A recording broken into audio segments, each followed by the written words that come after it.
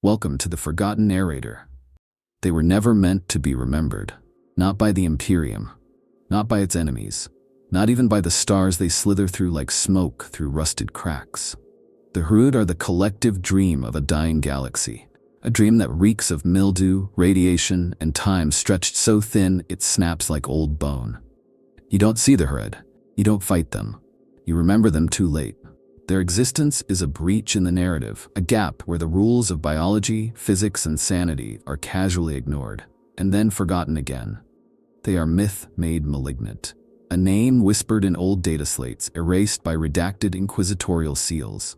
When they appear, history crumples around them like wet parchment. You find the rotted bodies of entire regiments, but no trace of battle. Cities emptied overnight, their inhabitants reduced to shadows on walls, their bones fossilized in the wrong millennium. The Hrud did not declare war. They never do. They just happened.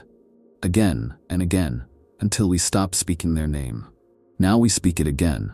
The origins of the Hrud are like the shadows they emerge from. Difficult to trace, impossible to hold. They do not have a clear beginning, at least not one the Imperium or any known Xeno scholars can reliably assert. There are only fragments, eerie whispers echoing from the ruins of long-dead civilizations. Some of these point toward an ancient lineage, possibly even extending back to the days of the Old Ones and the War in Heaven. If that is true, then the Hrud are not just a dying race, but the degenerate remnants of a species that once danced among stars before the concept of mortal had meaning. The Hrud's physical nature itself argues against natural evolution.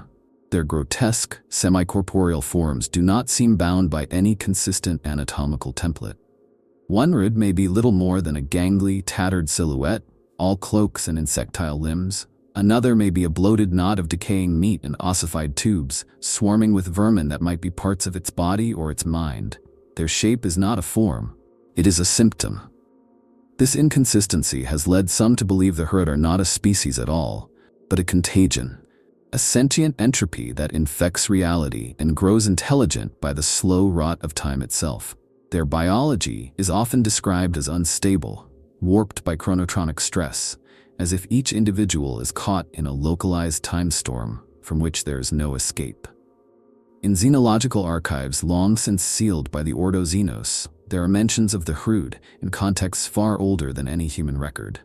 Fragments of ancient Eldar memory crystals, viewed only through psychic communion, describe an unnamed species of nocturnal scavengers that plagued the worlds of the galaxy during the last days of the Old Ones.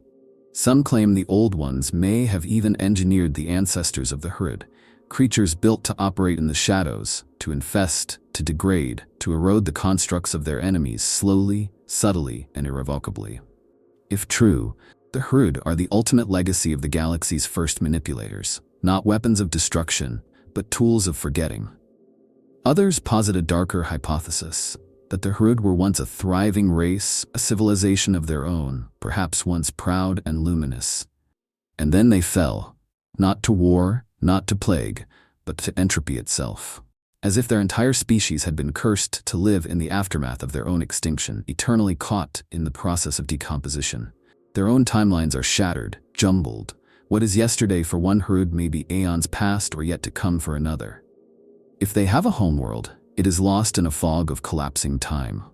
Perhaps they walk through their own ruins even now, without knowing they built them. A few heretical scholars speak of the Hrud as an echo, a feedback loop in the fabric of the galaxy's memory. They suggest the Hrud were not born in the traditional sense, but rather coalesced from forgotten deaths, from those exterminated and unmarked. The graves without names, the cultures devoured by expansionist empires and never remembered. In this view, the Hrud are the anti-history, beings made of what is no longer recalled. That is why they infest archives, why they bring rot to books, decay to memory, and collapse to timelines. They are not just alive, they are animated by amnesia. The Adeptus Mechanicus, for all their obsession with order, have classified the Hrud under dozens of incompatible designations over the centuries. Each classification conflicts with the last. One set of data entries describes them as highly intelligent, capable of constructing advanced technologies, and even entering trade arrangements with lesser Xenos cultures. Others speak of them as nothing more than vermin, Pests whose very presence causes data decay and mechanical failure, as if their entropy extends into information and machine spirit alike. This confusion is not incompetence. It is symptomatic. The Hrud changed the world around them, and they changed the record of it too. From what little remains, it is clear the Hrud have always moved in the margins, on the edges of conflict, in the forgotten zones of war-torn planets, in the sewer systems of hive worlds long since lost to plague and riot. They do not conquer, they erode, and they have been doing so for so long that it is difficult to know if they ever weren't there. Some believe the Hrud have no history because they predate the concept. They might be older than linearity, older than narrative, older than cause and effect. A race born of forgotten time, cursed to live across all of it at once. Their bodies are lies told by time itself. When you look upon a Hrud, you are not witnessing a creature in any conventional sense. You are catching a sliver of something that is out of joint with reality. Their form flickers, warps, and weeps, rot, not because of injury or illness, but because time does not know how to hold them still. The most consistent accounts describe them as hunched, shrouded figures cloaked in layers of filth-soaked rags. But this is likely a projection, a psychic compromise by the mind attempting to stabilize what it cannot comprehend. They are entropy given skin, decay given breath. The most disturbing aspect of the Hrud's biology is that it may not be biology at all, at least not as we understand it. What counts as their flesh is perpetually in a state of putrefaction, with tissues sloughing off and regenerating asynchronously, some parts dying, others being unborn. Their musculature pulses with a rhythm divorced from the heart. Organs have been reported to exist in multiple temporal states simultaneously: half-developed lungs, prenatal stomachs, fossilized livers, all coexisting in a single twitching mass.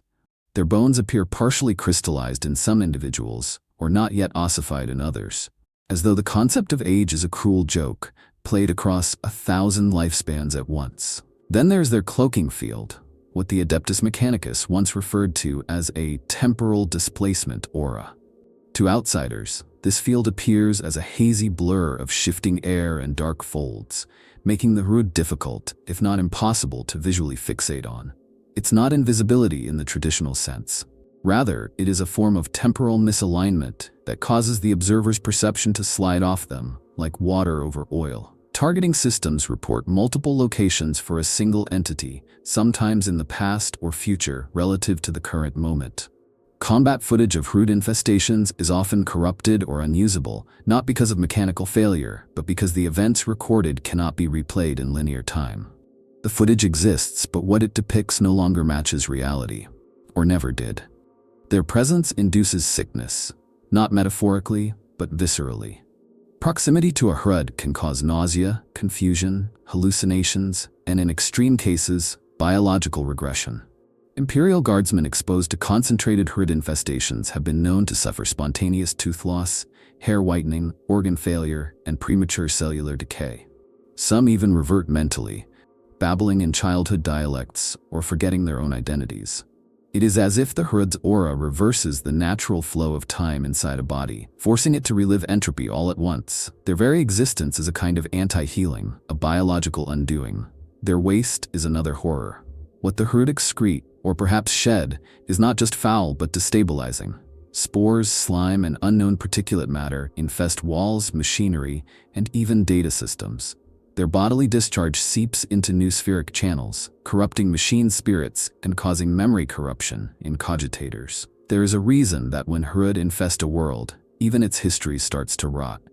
You can kill a Hrud with fire or plasma, but its aftermath lingers in systems, in minds, in the very fabric of the world it once inhabited. Time itself buckles around where it once stood, like metal bent too many times. Some of the most disturbing reports come from space marines and inquisitors who encountered Hrud during extermination campaigns. They describe Hrud not dying but unraveling, not just bleeding, but disintegrating into centuries of pre-birth and post-death. One inquisitor described executing a Hrud and watching its corpse flicker through ages, as an embryo, as dust, as a desiccated husk, as a child screaming in reverse. Others have seen Hrud bodies collapse into piles of items they never held: worn books, half-eaten meals, withered love letters. objects from time frames never known. Are these the memories of the Hrud made flesh, or the memories of others they have consumed? The theory that their entire biology is chronologically non-local is increasingly accepted by those few permitted to study them. It is believed that each Hrud exists across multiple points in time, with its current physical form merely the intersection of those strands. That would explain the biological inconsistency and the psychic dissonance that surrounds them. If a Hrud dies in the present, it may continue to influence the past. If it is wounded, it might heal from a future injury. This is not resurrection or regeneration, it is rearrangement. Chronotropic folding of the self, done not with technology but by existing in violation of time's arrow. Such existence is inherently painful, and that pain permeates them. Their psychic signature is one of relentless suffering, not rage like the orcs, not hunger like the Tyranids, but raw, unfiltered decay. Being a Hrud may be agony. Existing in that way, moment to moment, decaying from the inside out while remembering the end before the beginning, it is no wonder they shun the light. No wonder they wrap themselves in shadow, in filth, in the ruins of memory. The Hrud are not monsters because they choose to be. They are monsters because the galaxy has forgotten how to be anything else. They do not march, they seep.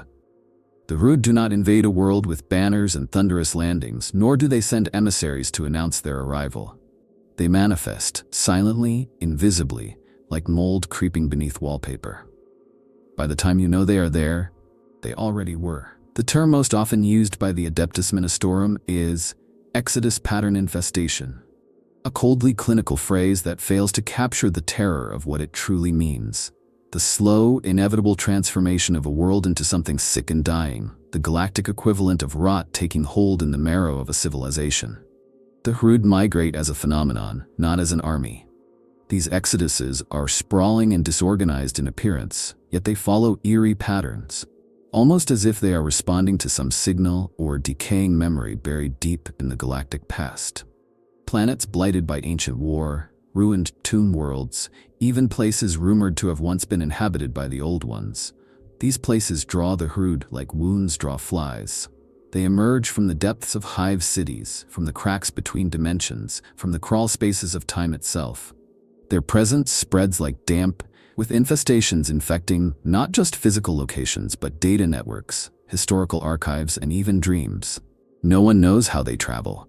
Warp travel is suspected, but their motion does not resemble the paths of any known Xenos species. Entire populations have simply vanished into derelict space hulks, only for the vessel to reappear decades later as a drifting sarcophagus, crawling with time-warped vermin and flickering shadows. Some believe the Hrud use ancient, partially sentient constructs, ruins of Old One technology, buried deep beneath the crust of infected worlds, awakening only when entropy reaches a certain saturation. Others whisper that the Hrud don't travel at all, that they are already everywhere, dormant until the right alignment of events reactivates them, like fungal spores. There is a peculiar pattern to how they infest. It always begins with silence. Servitors stop responding. Data begins to decay. Files change, images blur, names are misspelled. Next comes the physical degradation. Walls warp, lights dim, and infrastructure fails without any clear mechanical cause. The smell of mildew thickens. Then come the disappearances. First the weak, the old, the sick, the forgotten. Then soldiers. Entire barracks emptied without struggle. Vox traffic degrades into static and reversed speech. Security-picked feeds show rooms shifting subtly in layout, timestamps contradicting one another. Eventually, the Hrud themselves are seen. Rarely clearly. Most often they are shadows, hunched silhouettes in the corner of vision, retreating deeper into decay. Imperial response to Hrud infestations is wildly inconsistent. Some governors deny their existence entirely, labeling outbreaks as infrastructure failure or chaos cult activity. Others call for extermination, but find that conventional weapons do little against what amounts to a temporal fungus. Fire purges work, sometimes.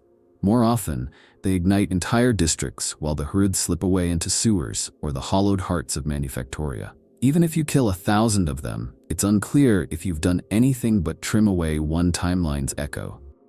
Some Inquisitors believe that to truly exterminate a Hrud infestation, one must burn every potential version of the infestation across multiple time branches. The cultural memory of infested worlds is warped.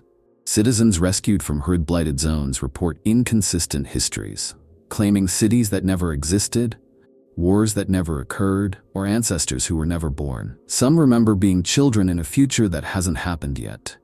Others swear they fought the Hrud for decades, only to be told the infestation lasted mere days. Time loops. Events are rewritten. Entire settlements vanish from cartographic records. When the Hrud exodus finally leaves, the world is never truly clean again. It carries a psychic scar, a wound in causality that never fully heals. Some of these worlds become cursed. Others are simply quarantined and forgotten, allowed to fade like the race that plagues them. Among the strangest consequences of these infestations is the change in ecology. Rats and scavenger beasts begin to mutate, developing erratic behavioral loops or feeding patterns that don't make sense. Plants bloom and decay in the same hour. Rain falls upward. Even human cultures begin to shift, local dialects adopting impossible syntax, songs that repeat stanzas before they are sung. It is as if reality itself starts to bend toward the shape of the Hrud, like a wall bowing under pressure. They are not just vermin, they are a vector for reality's breakdown. A parasitic form of entropy, turning entire planets into mirrors of their own disintegration. And when they go, they leave nothing behind but ruins and the suspicion that they were never really there. No bodies, no technology, just a lingering sense of loss, like forgetting something important and being unable to remember what. That is the cruel genius of the Hrud. They do not merely survive. They infest meaning, corrode the idea of history, and migrate across the timelines like a stain that even the warp hesitates to touch. They are not a species. They are a movement of cosmic forgetting. When the Imperium goes to war, it does so with certainty. The certainty of righteous fire, of bolter and blade, of the Emperor's wrath made manifest in billions of soldiers and machines. But against the Hrud, that certainty evaporates like vapor on a rusted pipe. There is no battlefield. There is no front line. The war happens inside walls, inside air ducts, inside the decay that creeps up the corners of thought. The phrase, Hrud infestation, doesn't do justice to what unfolds when they emerge. It is less a battle and more an unraveling. Some of the most chilling campaigns in Imperial history are footnotes, buried under the classification Xenos Encounter, cleansed. But those few who have dug deeper into redacted records tell of horrors that devoured entire sectors. On Vascor Primus, a thriving forge world simply ceased function over the span of 2 months. Machinery stopped working. Servitors wandered aimlessly, speaking in reverse. The Skitarii assigned to purge the tech rot found entire manufactoria warped beyond recognition, pipes looping in impossible angles, servitor banks birthing pale, fetal corpses of designs no one had ever constructed.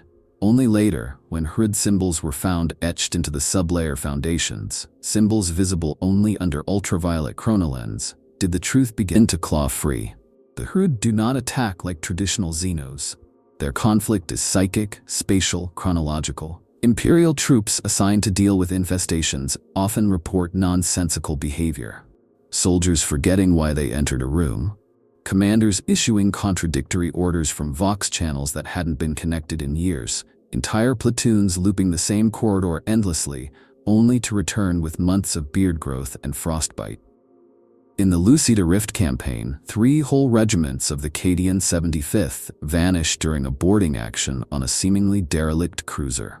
Days later, they reappeared in orbit, still fighting, but in a timeline that had been erased, broadcasting battle cries for wars that had never occurred. The Ordo Xenos treats the Hrud with a level of unease normally reserved for demonic incursion, not because the Hrud wield the warp in the same way, but because they do not. They are outside both warp and real space, functioning on a principle that violates the Imperium's entire model of threat assessment. They are not daemons, and yet they leave psychic scars. They are not warp entities, yet they twist time and perception. And perhaps most dangerously, they do not seek power, revenge, or territory. They simply infest. The Imperial mind struggles to comprehend a foe with no motive beyond subsistence within entropy. There have been desperate measures. Exterminatus has been employed on Hrud-infested worlds, not for the threat they pose, but because their presence corrupts causality itself. On Sirius Gamma, The Hrud were purged with cyclonic torpedoes, not because they had conquered the planet, but because their influence made time itself unravel. Families remembered children they never bore. Death certificates were dated centuries into the future. Arbeit's precincts found files from crimes not yet committed. The only solution was to incinerate the anomaly, to burn away the memory of the infection.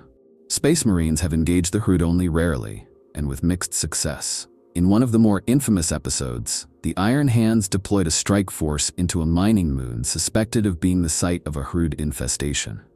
The footage recovered, scarred, glitching, and partially reversed, shows the Marines engaging phantoms that melt into walls. One brother reported his own death 3 minutes before it occurred. Another, Brother Magos Ferric, disassembled his own bolter while firing it, seemingly unaware. When recovered, his body was calcified and aged approximately 3 centuries beyond his recorded lifespan. The Astartes do not speak of this campaign. It is not only soldiers who fight this war. Inquisitors, assassins, and even rogue traders have found themselves entangled in anti-Hrud operations. One particularly grim tale tells of Inquisitor Myrael Divin, who attempted to preserve the timeline of an infested agri-world by inserting herself backward into its history. The gambit failed. Divin reportedly met herself 7 times across the campaign, once as a child, once as a corpse, and once as something wearing her face. The mission logs are sealed under a multi-layered chronolock, and the planet in question no longer appears on Imperial star maps. And still, they are not considered a primary threat. That is the true horror. The Hrud do not draw the attention they deserve. Not because they are harmless, but because they defy the narrative. They cannot be defeated, and therefore they are ignored. The Imperium cannot tolerate a war it cannot name, and so it does not speak of the Hrud. It erases them from records, redacts their existence, pretends that a dying world was simply a clerical error. But the rot remains, in the walls, in the dark, in the timelines we dare not examine too closely. To stand before Hrud weaponry is to stand before the future's betrayal. Their arsenal is not forged in fire or steel, but in the curvature of causality. Where other species hurl projectiles or beams of energy, the Hrud unmake the very idea of continuity. Their most feared armaments are not aimed to kill in the present, but to erase you from the sequence of events. In one moment you stand defiant, bolter raised. In the next, your body collapses into a heap of fossilized matter, your armor rusted, your skin aged to paper, and no one can remember if you ever drew breath. Chronotropic weaponry is the most common term used by the Adeptus Mechanicus to categorize these devices, though even that label is insufficient. The term implies control, consistency, neither of which applies. These weapons induce what is known as temporal cascade degeneration, a collapse of biological time that doesn't merely fast-forward the victim's body, but accelerates conflicting temporal states simultaneously. An Astartes struck by such a weapon might decay and de-age in the same heartbeat, reduced to a fetal skeleton wrapped in crumbling ceramite. No cure, no armor, no psychic ward has been proven effective. It is not damage in the traditional sense, it is disqualification from chronology.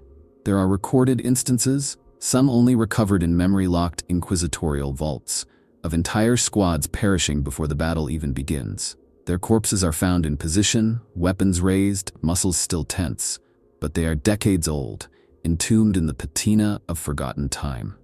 Medical examiners cannot determine a cause of death, only that it occurred before the mission started. The Mechanicus considers this a form of localized retro-temporal compression, a wave of collapsed timelines reducing the organic subject to a remnant. More disturbingly, sometimes such a weapon doesn't even leave a corpse, just a name, half-remembered, and a gear check log with no one to match it. Even when not actively weaponized, the technology the Hrud wield radiates these same paradoxical properties. Their tools pulse with age, yet function with the sharpness of something just created. A device may look like a rusted shard of debris, but hums with the resonance of superposition, existing in multiple conditions at once. No one knows how the Hrud build them, or if they even build them at all.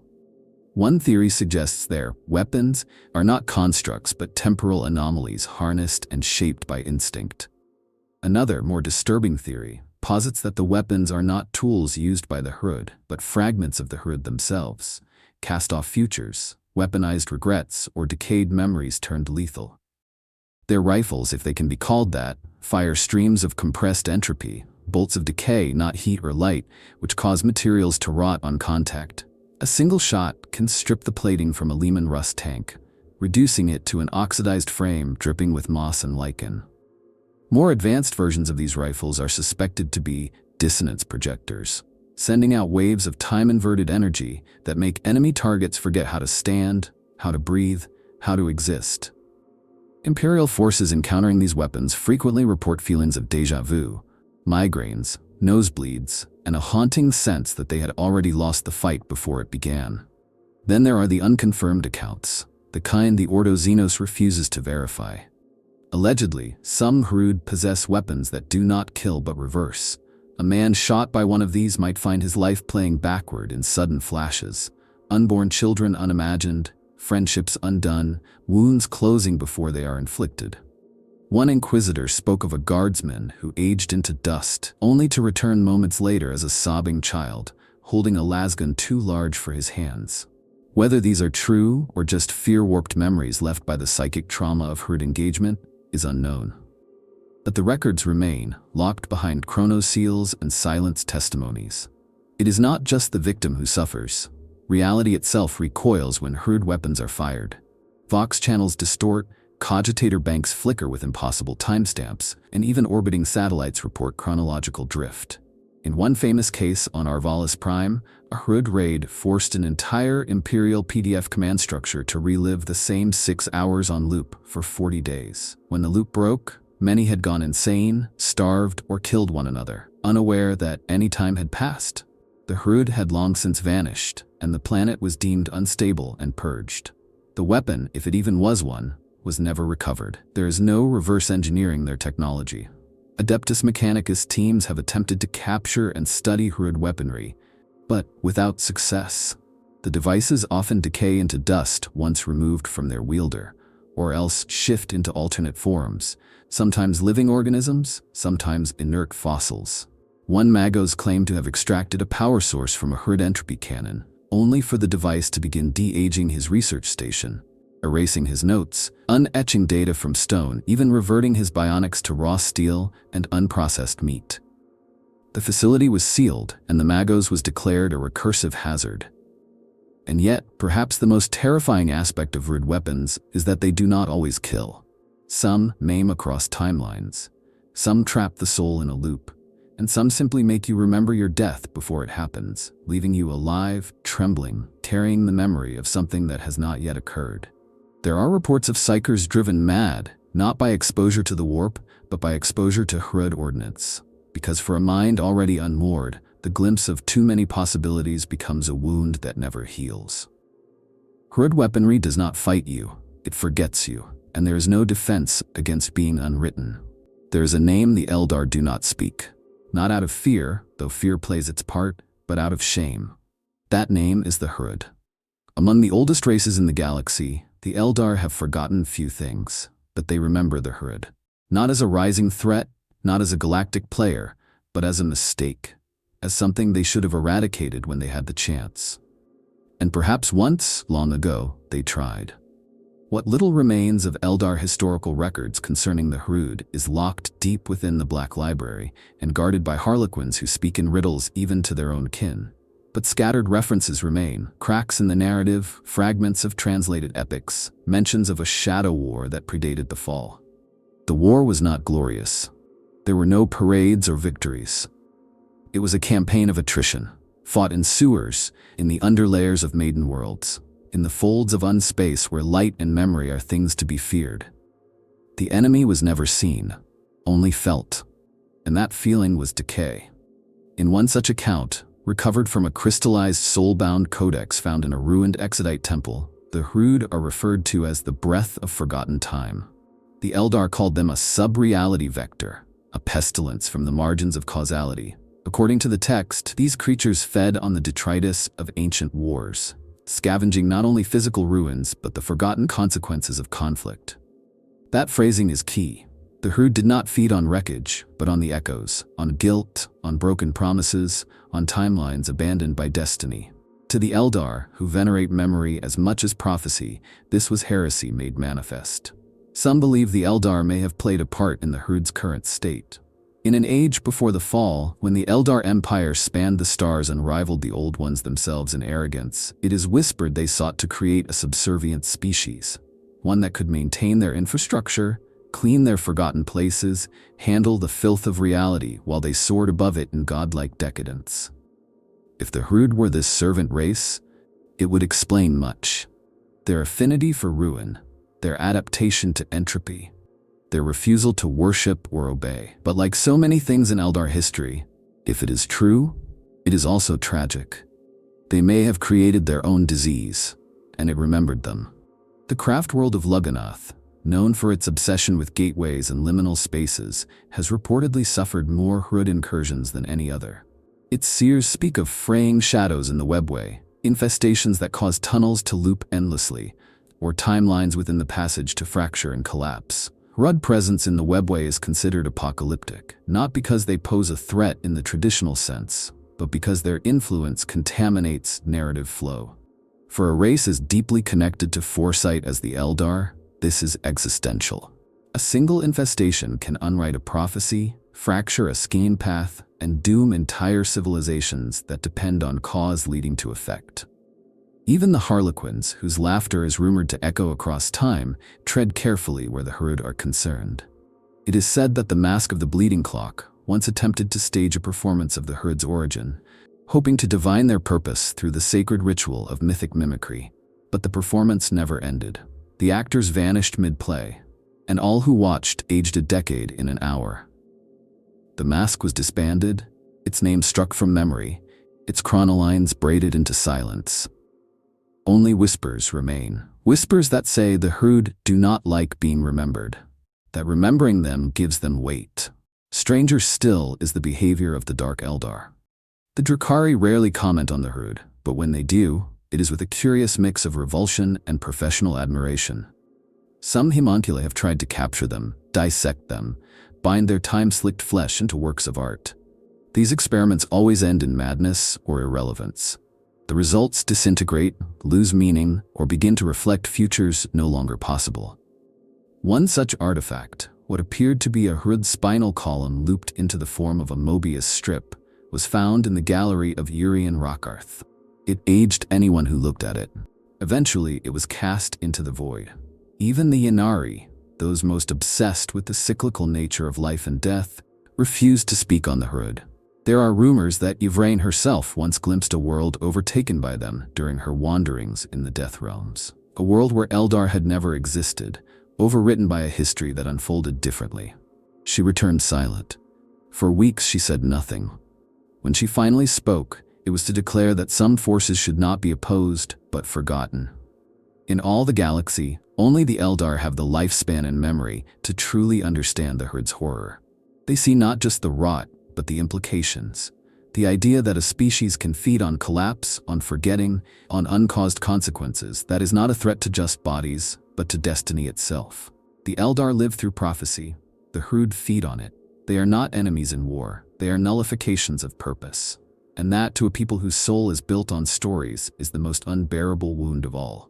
There are lies the Imperium tells not to others, but to itself.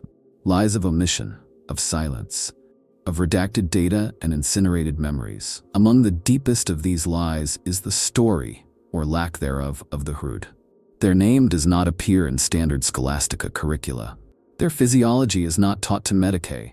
Their language is not archived. Their history is not referenced, even among the exhaustive threat index of the Ordo Xenos. The Hrud have been scrubbed, not because they are unknown, but because they are unpalatable. They are too disturbing, too incompatible with the illusion of control the Imperium must maintain. To understand the xenoclasm, the systematic erasure of a species from narrative, we must first understand the Imperium's relationship with knowledge. It hoards, categorizes, and then forgets. Forbidden tomes are locked in vaults, dangerous insights are drowned in bureaucracy, and above all else, anomalies are denied. The Hrud are not simply abominations, they are challenges to causality, to history, to faith. Their existence demands questions no one is allowed to ask. If a guardsman dies before he was born, Where does his soul go? If a planet unravels its own past, what happened to its tithe?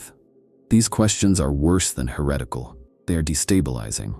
The Adeptus Mechanicus has long struggled with the Hrud, not just because their technologies are indecipherable, but because they behave like malware within the noosphere.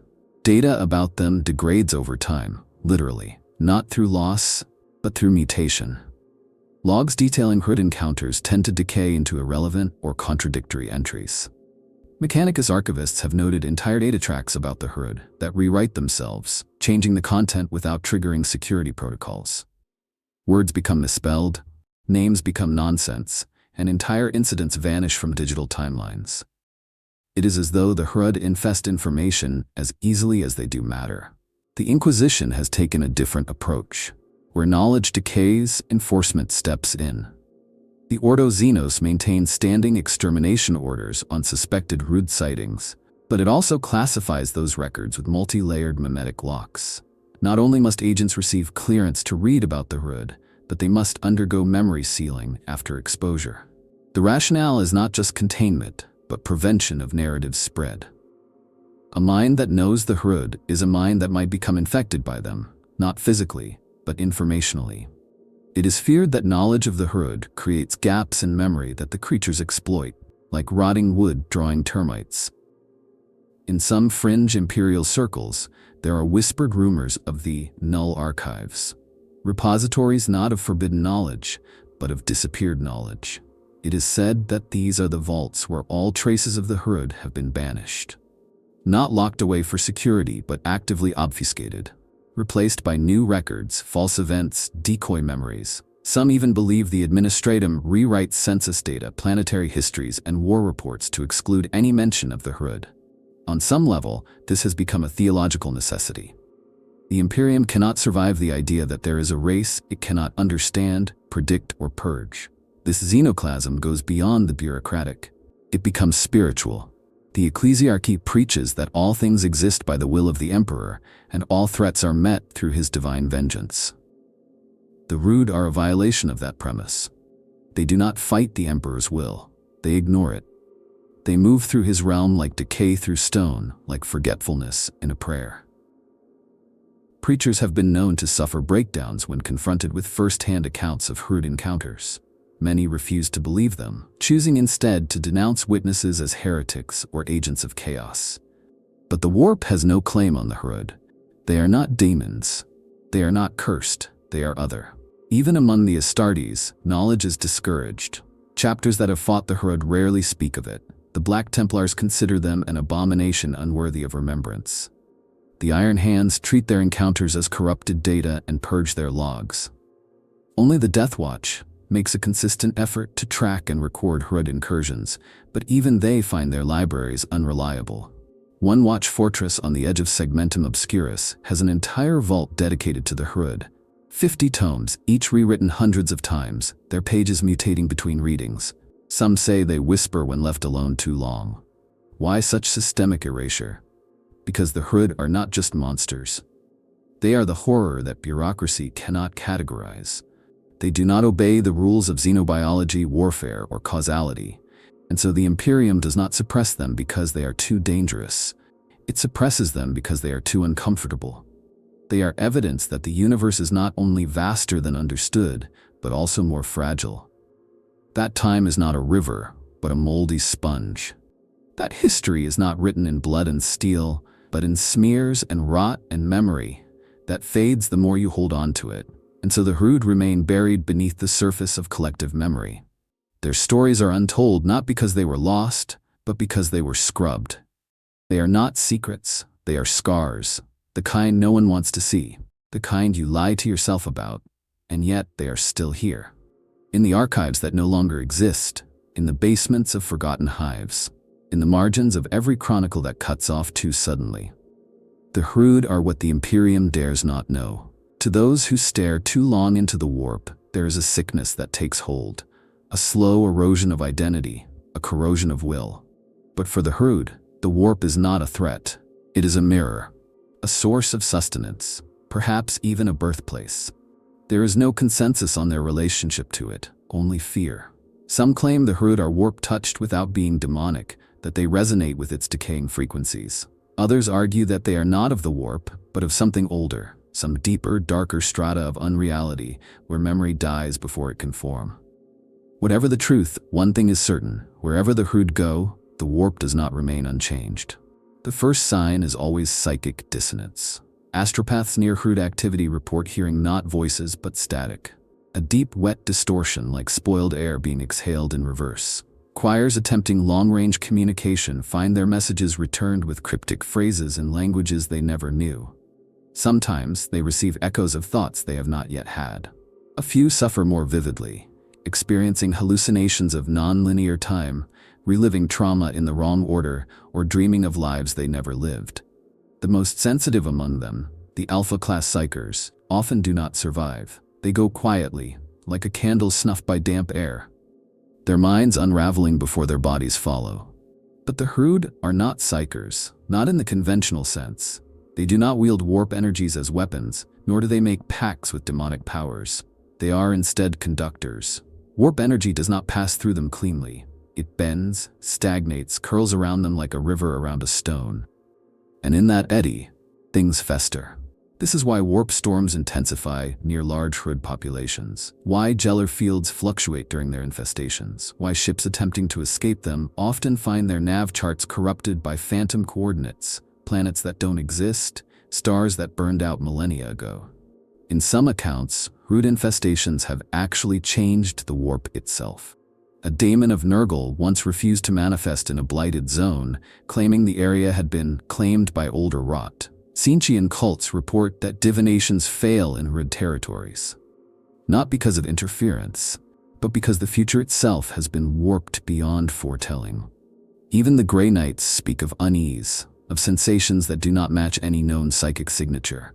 One battle brother described it as being watched by yesterday, a presence that felt ancient and unborn all at once. They know daemons. They do not know the Hrud. There is also growing speculation that the Hrud may feed on warp resonance, specifically the emotional and psychic runoff of collapsing civilizations. Where most warp entities are drawn to fear, rage, lust, or despair, the Hrud seem attracted to apathy, to rot, to entropy. They gather in places where faith has died, where hope no longer blooms, abandoned shrines, derelict void stations, tomb worlds so old they forgot they were dead. The Hrud do not corrupt like chaos, they consume what chaos leaves behind. They are the vultures of broken belief, and yet they leave behind a residue, a psychic film that coats places long after they've gone. Inquisitors entering post-Hrud zones often report nausea, vertigo, and a sensation described as emotional mildew. Some liken it to grief with no cause, others to nostalgia for a future that never happened. It clings to architecture, to thought patterns, even to language. Words warp. Logic breaks down. In one incident, a scholar began conjugating verbs in reverse chronological order without realizing it. He was terminated as a precaution, not because he was dangerous, but because he might have been infected with causality drift. One of the most terrifying theories posits that the Hrud themselves may be warp echoes, that they are not truly alive in the way other species are, but shadows cast backward from some unimaginable future collapse. That their decaying forms, their time-warp biology, their entropy-fueled existence is not a symptom of disease, but of origin. That they are what the warp becomes when belief has died. Not daemons, but residues. Spiritual fossils, evolving backward through memory and ash. Psychers who attempt to contact the Hrud directly often find themselves caught in recursive mental loops. One astropath described speaking with a Hrud entity that communicated in palindromes, not words, but events. Every answer it gave was also the question. Every memory it shared was one the psycher had forgotten. Another attempted telepathic intrusion and found himself trapped in a moment from his own childhood. Only everything was wrong.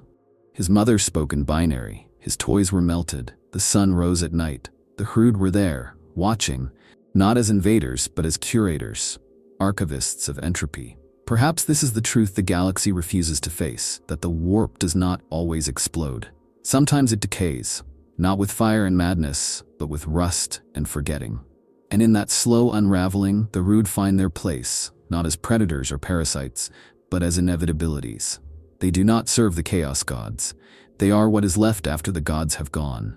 the silence that follows prayer, the rot after revelation. In the end, the warp does not hate the Hrud. It recognizes them. Perhaps in some forgotten corner of its Roilan madness, it even made them. Or perhaps they made it. In the vast tapestry of Warhammer 40,000, every xenospecies occupies a role. The orcs bring chaos, the Eldar bring tragedy, the Tyranids bring hunger. But then there are the Hrud, an anomaly, a smudge on the page that defies categorization. Yet among fans, especially those who have traced the faint lines between universes, a theory persists. The Hrud are the Warhammer 40k universe's reflection of the Skaven. Not just in aesthetic, but in essence. The Ratmen of Warhammer fantasy, reborn as a race of space-time vermin lurking in the shadows of Imperial history. Is it coincidence, corporate oversight, or something deeper? An intentional transference of archetype. On the surface, the parallels are uncanny. Both races are depicted as hunched, rag-wrapped figures dwelling in the underbellies of civilization. Both are associated with decay, infestation, and a kind of techno-occultism that borders on parody. The Skaven warp reality with their mad sciences and warpstone. The Hrud distort time with entropy fields and impossible technology. Both erode the foundations of empires from below. Both are rarely seen, yet everywhere at once. Even in terms of narrative framing, they serve a similar function. Agents of destabilization, of mutation, of the hidden corruption no one wants to believe exists. Some fans believe the Hrud were once intended to be a full translation of the Skaven into the 40k universe. Early concept art from the 1990s shows figures that are nearly indistinguishable from Skaven. Rodent-like limbs, hunched postures, strange muskets powered by esoteric crystals. There are anecdotal accounts from early White Dwarf issues that referred to Space Skaven as a potential enemy race. But over time, those ideas were either abandoned or evolved. The Hrud began to shift from literal ratmen to something more esoteric, more haunting. A race defined not by appearance but by effect, by presence. This transformation may have been deliberate. Warhammer 40k is often defined by its subtle inversions of fantasy tropes. The Eldar are elves with terminal guilt. The Eldari gods died screaming. The Necrons are undead stripped of magic and soul alike. But with the Hrud, something different occurred. Instead of directly translating the Skaven, Games Workshop imploded the concept. They took the idea of a race lurking below the surface and abstracted it, made it metaphysical. The Hrud are not just underfoot, they're underneath time, underneath memory. They are what the Skaven become when you strip away the satire and inject pure, cosmic horror. And yet, fragments of the old identity remain. Fan art often depicts them as humanoid rodents cloaked in rags, their postures stooped, their fingers clawed. There are even fan stories that imagine great Hrud migrations mimicking the rise of the great horned rat. Only this time, the god is not a daemon, but a collapsed probability, a sentient entropy. The idea that the Hrud remember being Skaven, in some ancient collective racial memory, adds another layer of melancholia. That perhaps they are what the Skaven became when the universe stopped being funny and became only grimdark. Even their names carry echoes. Hrud is harsh, clipped, like a cough in a decaying throat. But it carries the same weight of marginalization, of being brushed aside, a name you say quietly or not at all. Just as the Skaven were whispered about in the world of men, disbelieved despite their ubiquity, the Hrud are denied by the Imperium even as they infest it. The symmetry is uncanny.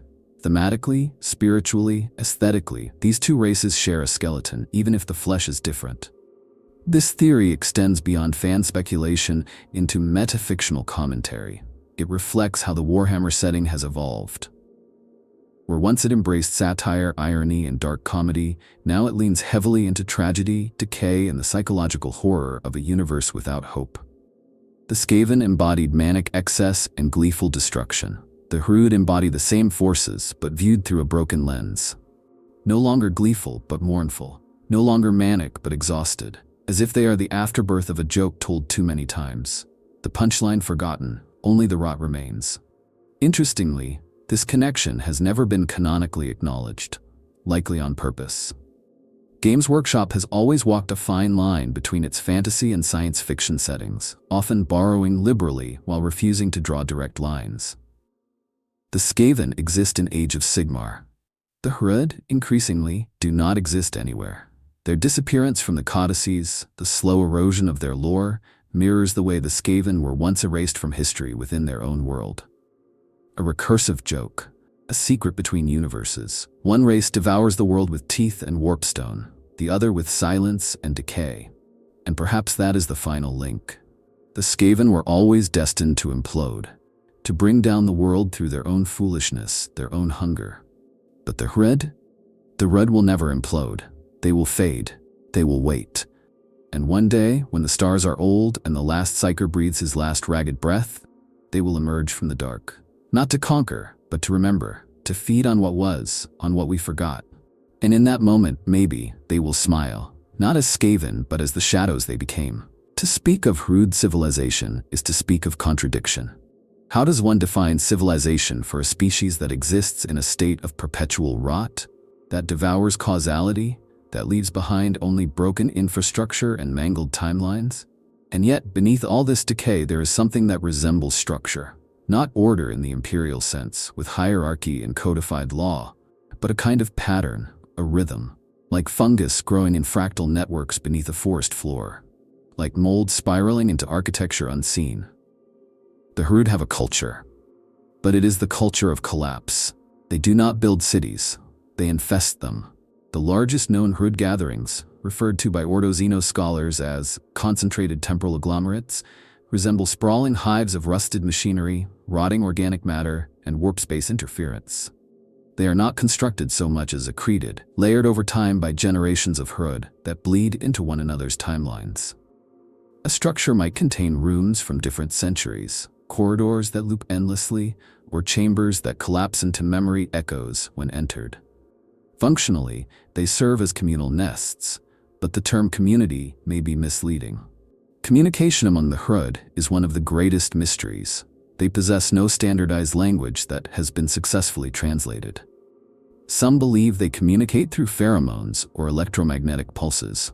Others posit that Hrud speak across time, projecting information into the past or future and allowing others to receive through decayed memory. This might explain why interrogation of captured Hrud is impossible. They do not answer because they do not understand questions as linear constructs. To ask a Hrud a question is to enter into a dialogue with every possible version of that question and every version of the Hrud who could answer it. Still, there are signs of coordination. Large Hrud infestations operate in unison. They respond to threats with terrifying synchronicity. They appear capable of constructing and maintaining technology that surpasses even that of the Eldar in complexity, if not in elegance. Entropy generators, temporal lenses, spatial collapse drills, all have been found in Hrud nests, and yet no evidence exists of formal education, leadership, or centralized governance. Their tools are not manufactured in any observable sense. Some even appear to have grown, forming over years in dripping chambers of rust and warped time. It's as if their civilization is not designed. It's grown like a mold, designed by decay itself. The only social structure that the Imperium has been able to hypothesize is a caste-like differentiation of roles. Some Hrud are larger, seemingly more physically stable, possibly elders or anchor points in their time-muddled society.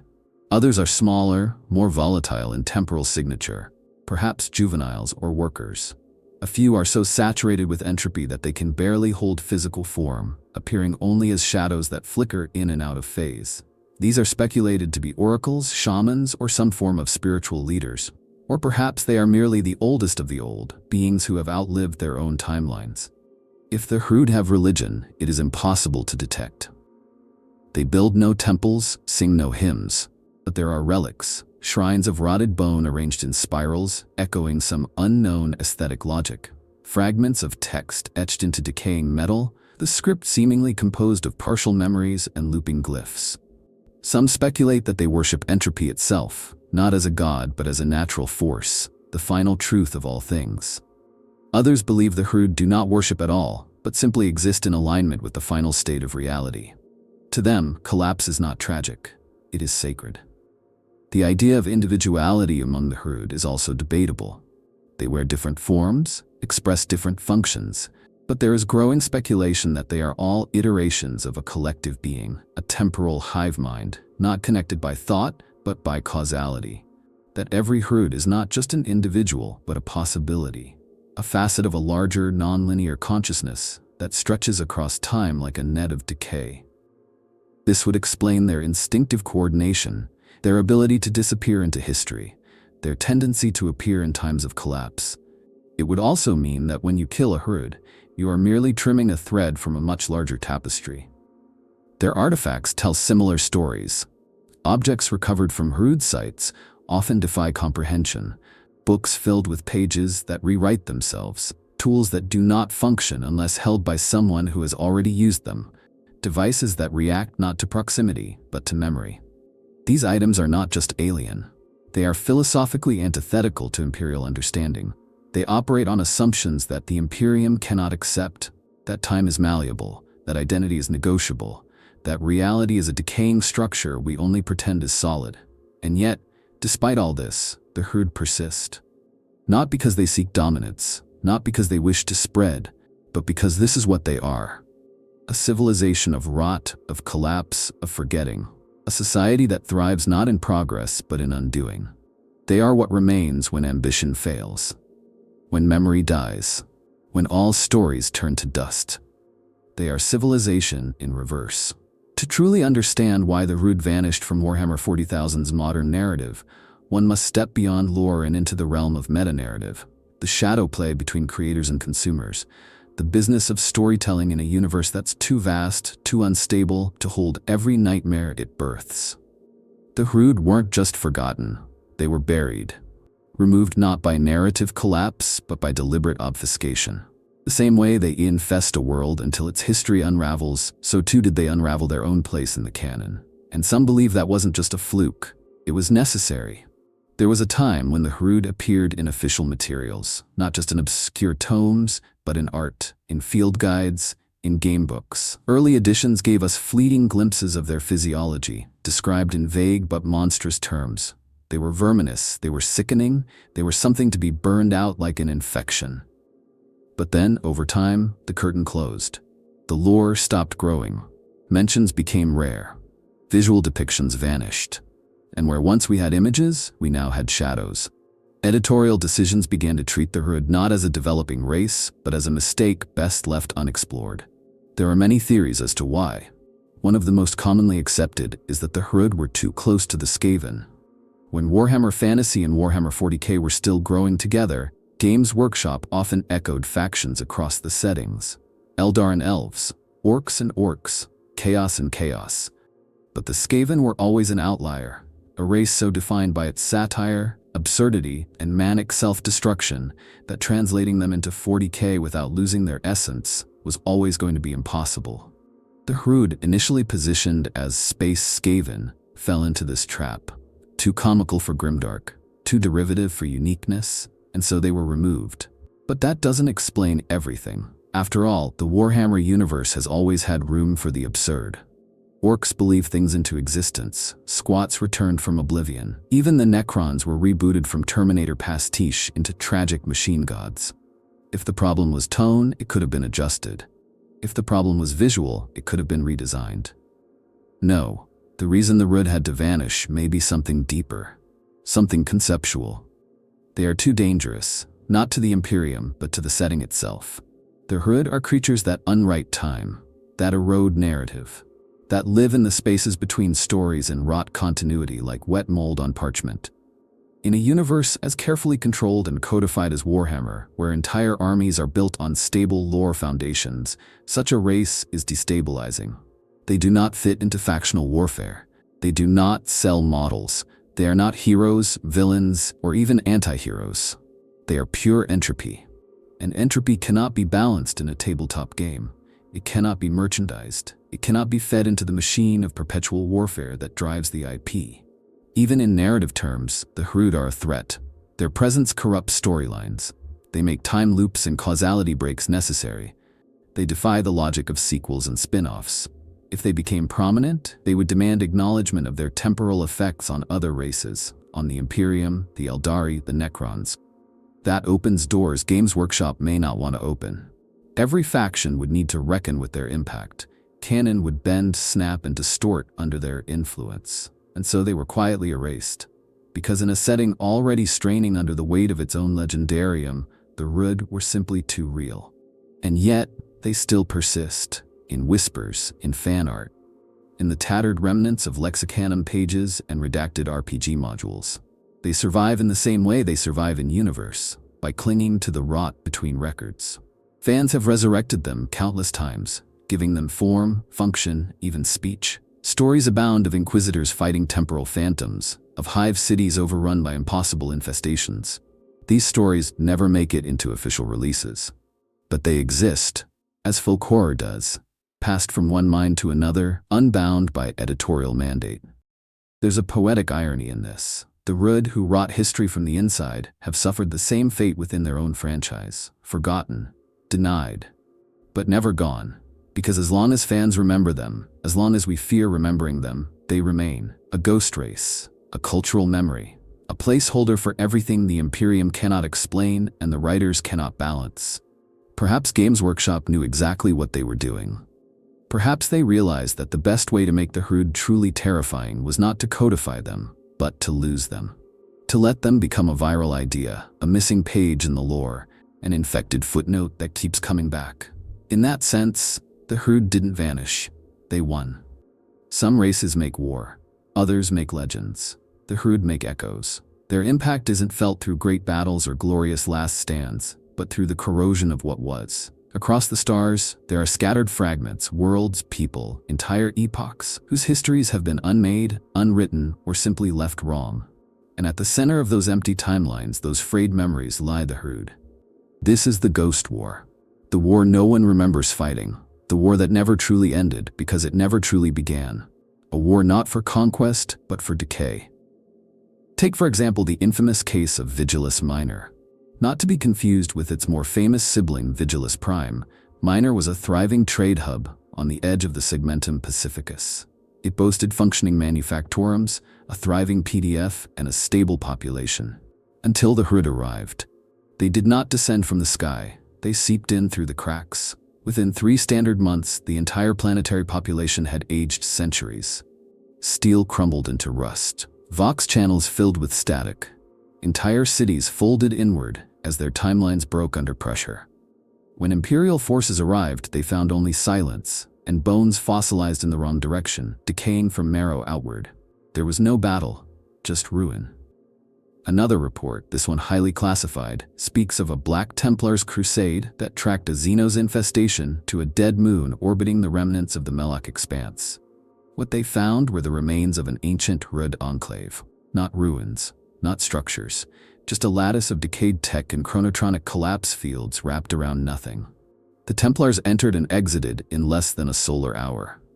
But when they returned to their fleet, 4 centuries had passed in real space. Their records were corrupted. Their brothers on board had turned to dust. No survivors. The Inquisition later deemed the site unobservable. The entire star system was redacted from navigation charts. Such incidents are not rare, they are forgotten. Entire Crusade fleets have been lost chasing the Hrud through temporal maelstroms. Hive cities have been found eerily empty, with local calendars showing events decades in the future that never happened. Inquisitors speak of dossiers that vanish from their cogitators, only to return altered, rewritten as if history itself had changed. In one case, a Deathwatch kill team returned from a successful purge of a supposed Hrud nest, only to find their fortress monastery had no record of the mission, nor any memory of deploying them. The team was deemed tainted and executed. Their last words, "We remember what you chose to forget." What makes the Hrud's war unique is its lack of intent. They do not conquer, they do not claim, they do not boast. Their conflict is one of existence. Their mere presence dissolves time and structure, history and cause. The Imperium fights them the same way a rotting ship fights mold, desperately, hopelessly, and without understanding. They deploy fire, purifiers, exterminatus, but even that is often ineffective. The Hrud are not creatures of the present. They occupy probability, possibility. They shift, they recede, and what is left in their wake is not victory, but entropy. Some factions have begun to suspect that the Hrud don't start conflicts, they respond to them. That wherever the warp buckles, wherever belief falters, wherever the universe begins to rot under the weight of its own inertia, The Hrud emerge, not as invaders, but as symptoms, as consequences. And in this view, they are not the enemy of the Imperium. They are its judgment. They arrive not to kill, but to remind that time is not a weapon, that memory is not truth, and that no empire lasts forever. A few radical thinkers within the Adeptus Astra Telepathica have even suggested that the Hrud might not be a race at all, but a phenomenon, that they do not fight, but manifest.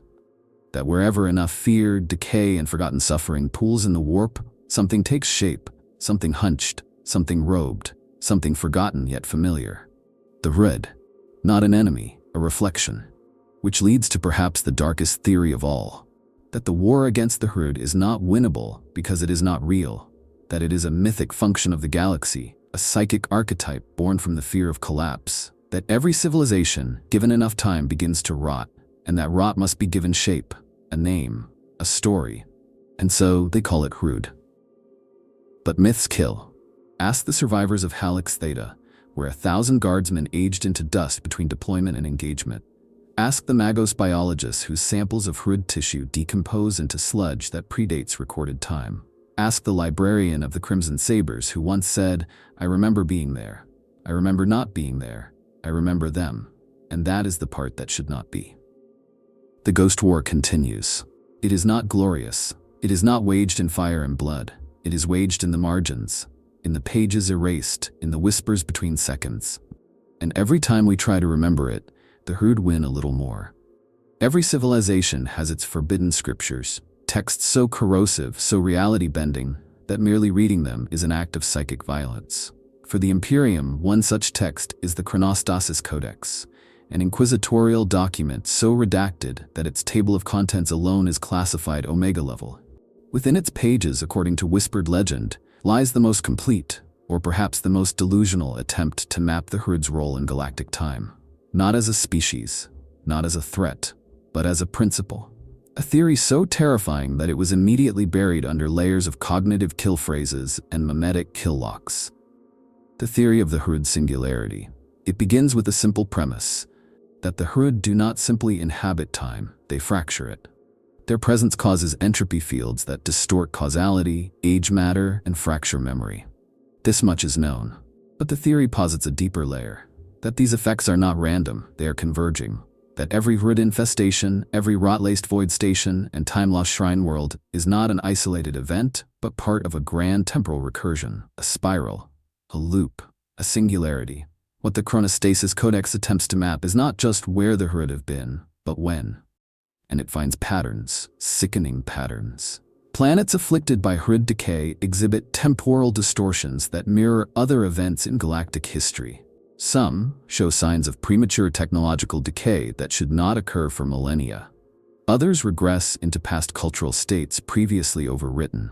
In one haunting case, a shrine world in the Calixis sector was discovered to have reverted to its founding architecture. Its modern infrastructure crumbled into anachronistic dust. Worse, recovered inscriptions describe the Emperor not as a future god, but as a prophecy yet to be fulfilled. The implications are devastating. If the Hrud operate not linearly, but across overlapping timelines, then their infestations may not be symptoms of decay, but causes. That entire epochs of the galaxy's past, present, and future have already been rewritten by their entropy. That the Imperium itself, with all its dogma and stagnation, may be a product of Hrud interference.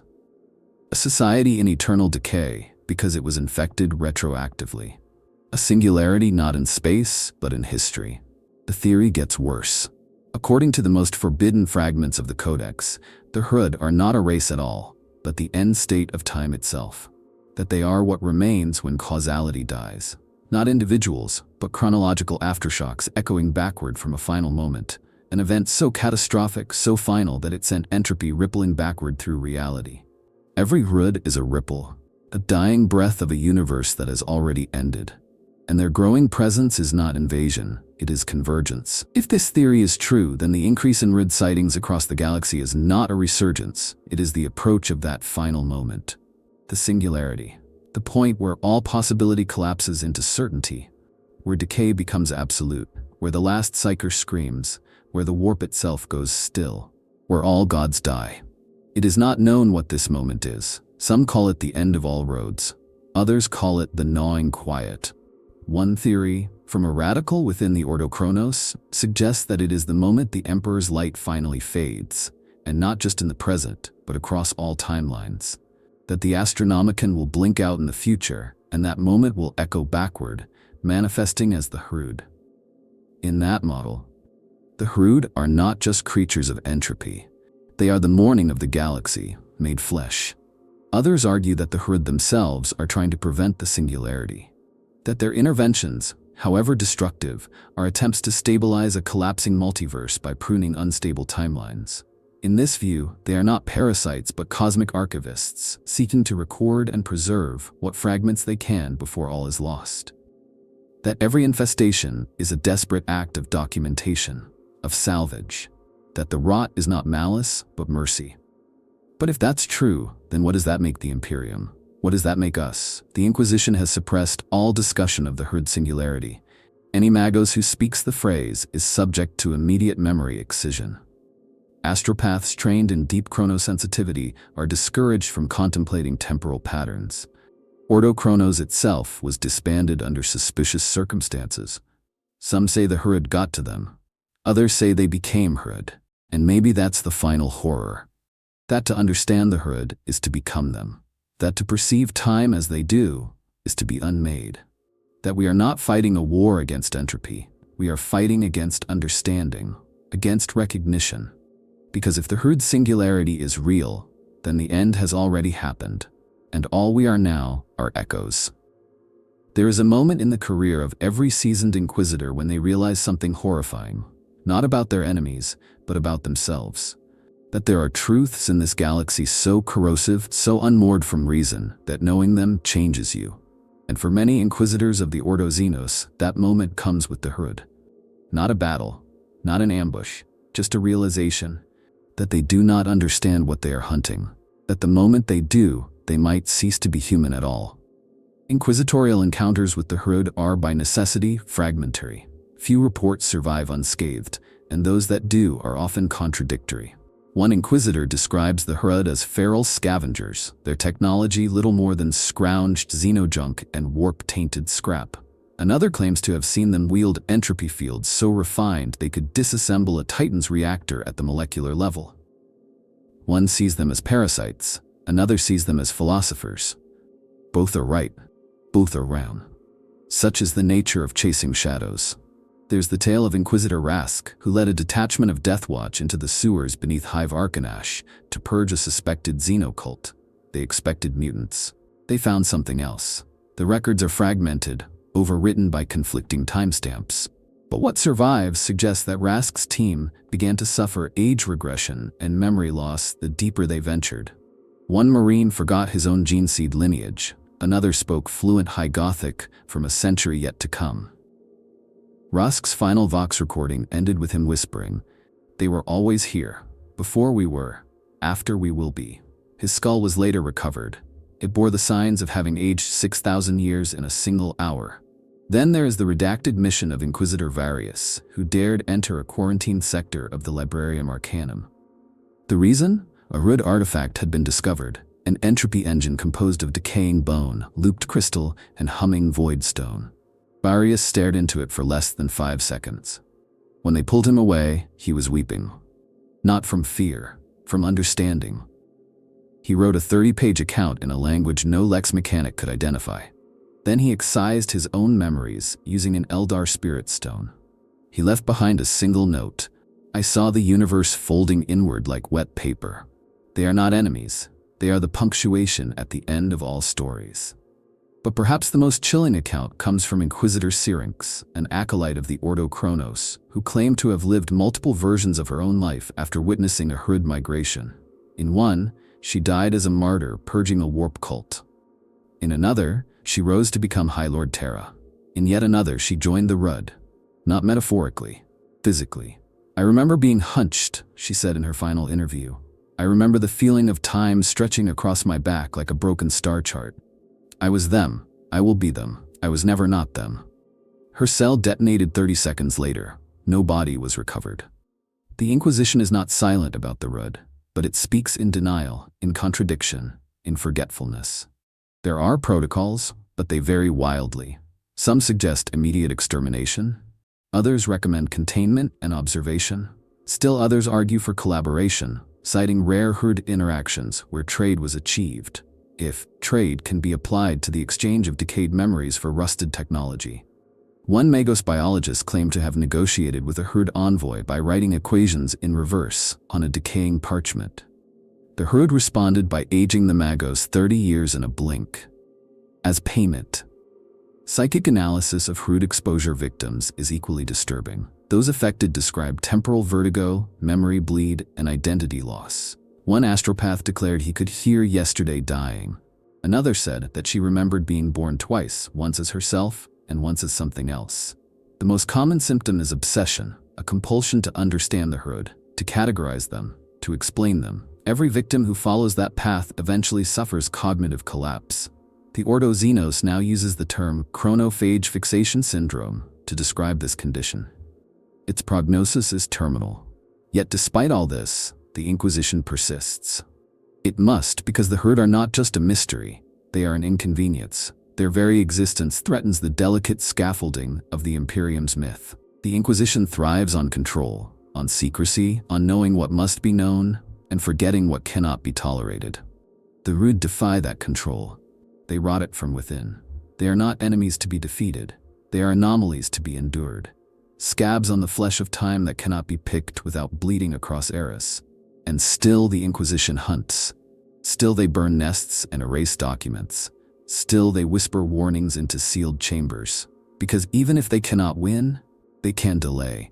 They can keep the story going a little longer. Keep the illusion of certainty intact. Because the alternative, the truth the Hrud represent, is too much. That the universe has already ended. And we are what's left of its forgetting. They were never stars in the sky. They were holes. Emptiness pretending to shine. The Hrud are not a race, not a faction, not even an idea.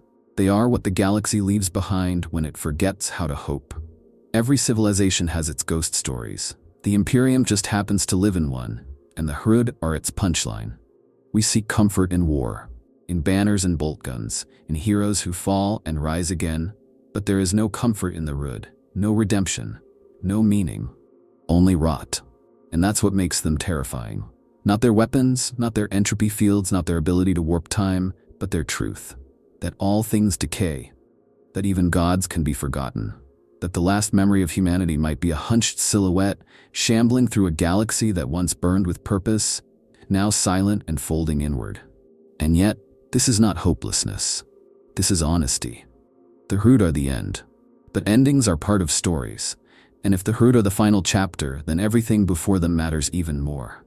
Every stand, every laugh, every act of love or hate in this rotting cosmos stands in defiance of the decay they embody. We fight not because we think we will win. We fight because we exist, and existence is resistance. So what happened to the Hrud? They became what we fear most. They became what we will all become. And maybe, if we're lucky, we'll be remembered half as vividly as the things we tried to forget. Thank you for diving into this bleak, forgotten corner of Warhammer 40k lore with us. If you found this journey through entropy and echoes as fascinating and unnerving as we did, make sure to subscribe. More grimdark tales await, hiding in the shadows of a galaxy that never truly sleeps.